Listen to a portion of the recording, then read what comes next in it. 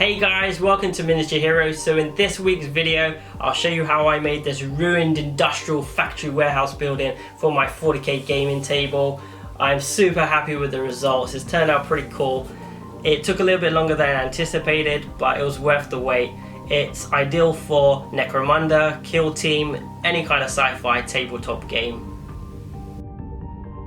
So before you start any build, it's good to have a clear concept in mind. I wanted this to offer great playability, obstacles, areas that provide cover, different heights for tactical advantage. Throughout the whole build, I was thinking of the gameplay and how I can make it more exciting.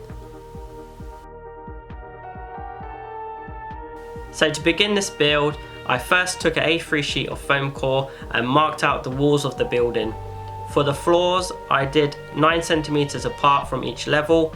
The doors and the windows, I made some templates. For the door, it's 5.5 centimeters in height and 3 centimeters wide. For the windows, it's 3 centimeters in height and 2 centimeters wide. And for the shutter door, it's 12 centimeters wide and 14 centimeters in height. Next, using a blade, I cut all the doors and the windows. Now, if you're new to using foam core, you might find you're getting jagged edges. The best way to get clean cuts is to point your blade at an angle and just make sure you've got a fresh new blade on there, because over time, foam core will kill your blade. So a new blade, grab a scrap piece of foam core and just practice.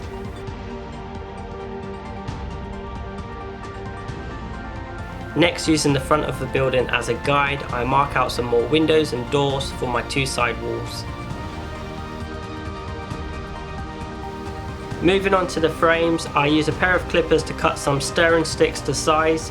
These stirring sticks I'm using are 1mm thick and 6mm in width.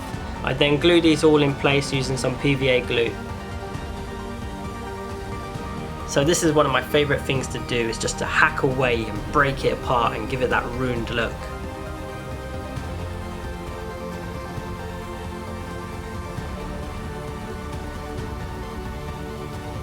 To attach both the side walls, I use some PVA glue and then some bobby pins to keep it in place.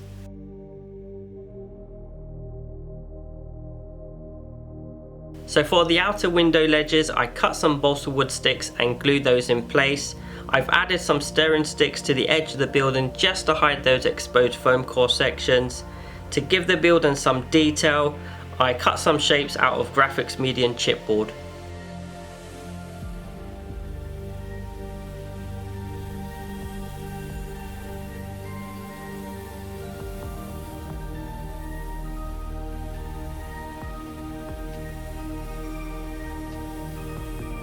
So moving on to the floors, I made some tiles using some cereal box cardboard and cross stitch mesh. I opted to use cereal box cardboard as it's a lot thinner and it wouldn't add too much thickness onto the foam core floors that I've got in place. Using some toothpicks, I snapped these off and inserted it into the foam core to create rebars. I then hot glued all the tiles down.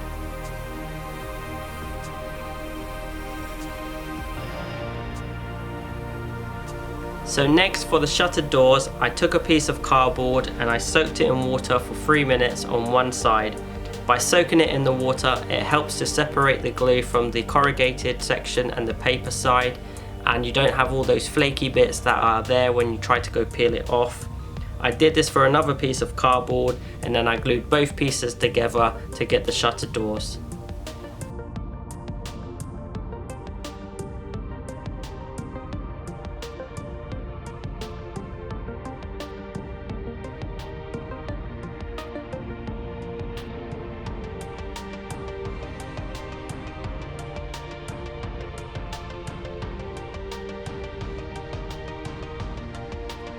So next, I'm just building up the supporting structure for the shutter doors, and later on I'm going to be adding some mechanical parts to this just to give it that detail.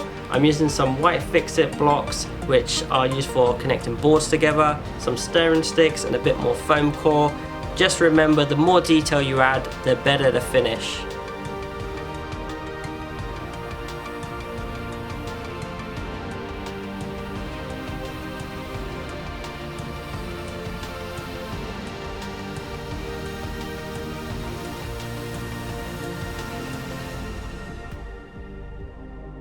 Next I put some PVA glue down and started to build up the rubble and debris using a mixture of wires, broken stick, barks, mesh and some sand.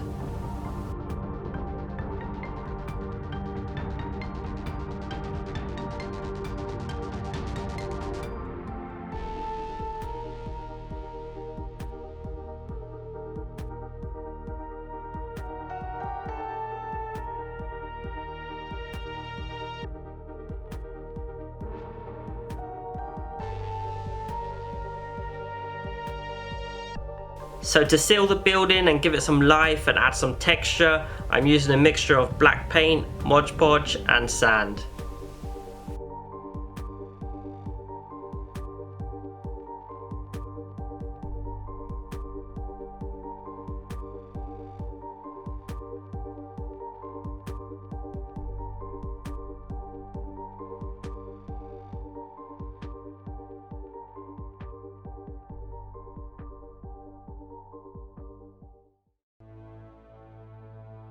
So next was to go through my bit box and see what would work with this theme. I found some great little Lego pieces that worked really well. I also took some cotton wool buds and snipped the ends off and bent those to create some pipes and just kept on adding lots of detail.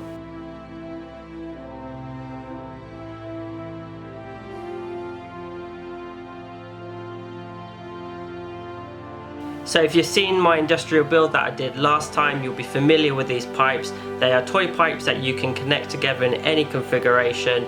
Throw a few pearls on it, give it a paint, and they look super cool. I'll leave a link in the description below. So next I primed all of the terrain in uniform grey, and then I hot glued those pipes to the base. I also made this little tank using a herbs pot, paper, graphics medium chipboard and some pearls. So for the front of the building and the side of the building, I wanted to add a pathway. Using some cereal box cardboard, I made some concrete slabs. These are 35mm by 25mm. I glued these down with some PVA glue.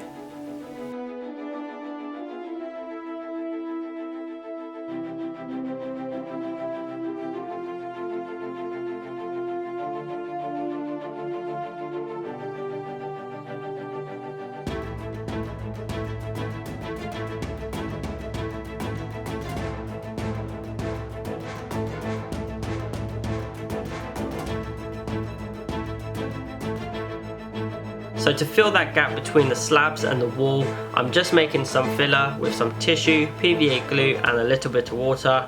I'm also adding some debris with sand, bark and wood, just to give it that appearance that someone's cleared the path and they've pushed all that debris and muck and grime all up against the wall.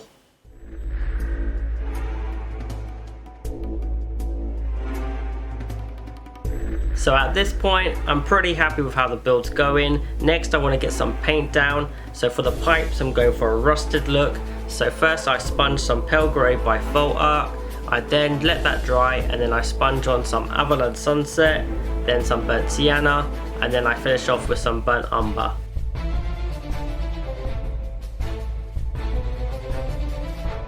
I paint the tank corn red. So here to create the concrete slabs, I'm applying a medium grey and then I sponge on some pale grey just to give it some texture, and then I finish it off with a brown wash.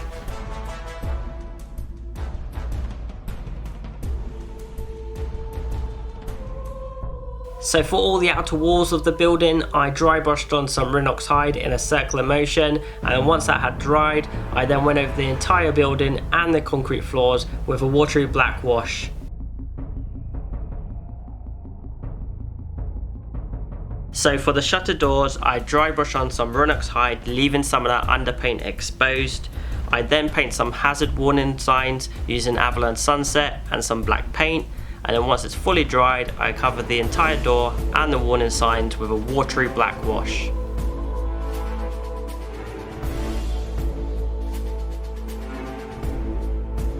So for all the metallic parts of the flooring, I paint with lead belcher. For the rest of the flooring, I mix up some yellow and burnt umber paint and then dry brush this on.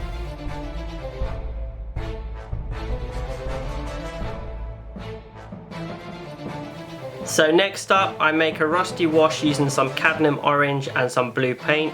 I apply this to all of the flooring and the internal walls. Once it's fully dry, I then darken it down with a black wash.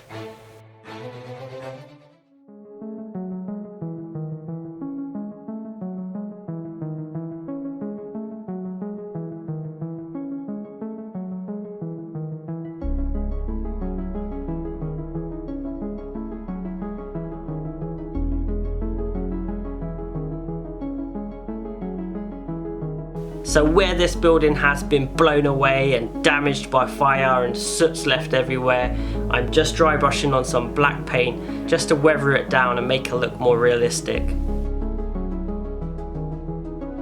So to give access to the different floor levels, I made some of these industrial ladders. If you'd like to see how to make these, check out the video I did on how to make industrial ladders. So here I'm just staining some stirring sticks that I've broken up, and I'm going to use those to board up some of the windows.